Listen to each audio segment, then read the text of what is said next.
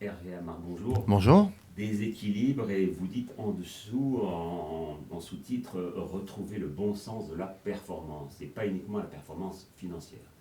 Bien au contraire, la performance financière est ce qui a occupé l'ensemble des entreprises depuis les 20 dernières années.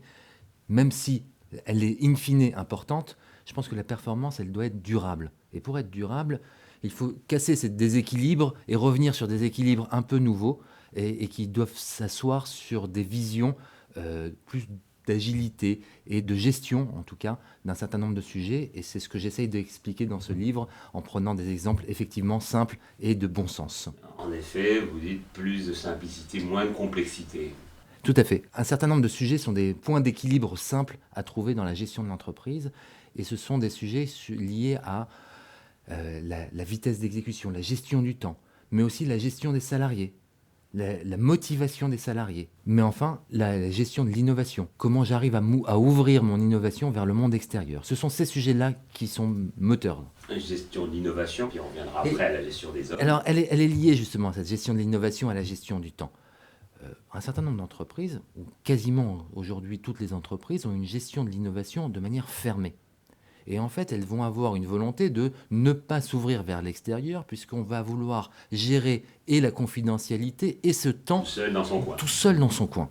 On conseille un certain nombre d'entreprises chez Heming, la société que je dirige, sur les accompagnements en matière d'innovation. Et quand on leur pose la question, on regarde les projets de recherche qu'ils établissent et on se rend compte qu'en fait un certain nombre de projets ont déjà été réalisés par d'autres entreprises dans le monde. Et ce sont ces sujets-là qui auraient pu leur permettre une productivité, une amélioration de leur compétitivité énorme s'ils s'étaient ouverts vers le monde extérieur, puisque un certain nombre de solutions existent, faites par d'autres. Alors, peut-être le point central de votre livre, la gestion des hommes, des équipes. C'est un sujet que l'on travaille au quotidien chez Heming.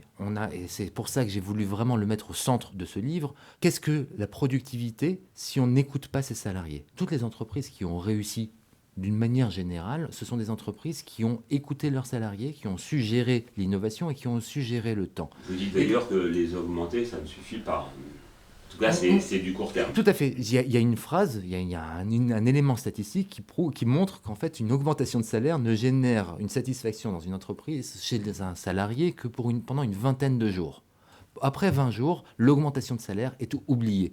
Donc ce n'est pas le seul facteur. Le facteur le plus primordial, c'est un facteur de qualité de vie au travail, d'engagement du salarié dans son quotidien. Est-ce qu'il a envie de venir travailler tous les jours sur son poste de travail? Je peux vous donner un exemple d'une entreprise qui a amélioré de manière conséquente sa productivité. Une entreprise qui travaille en 2-8, une usine, et qui se retrouve dans Donc deux équipes. deux équipes, une de jour, une de nuit, et qui a un parking, puisqu'il s'agit d'une usine.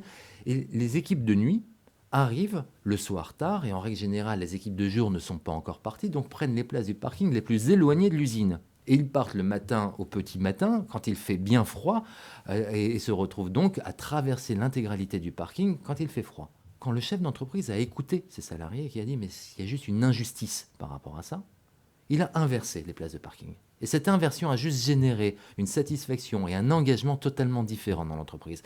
Et là, la productivité s'est trouvée nettement améliorée. Ce sont des choses simples, ce sont des choses faciles et évidentes quand je vous le raconte comme ça, mais ça faisait juste 15 ans que ça ne se passait pas.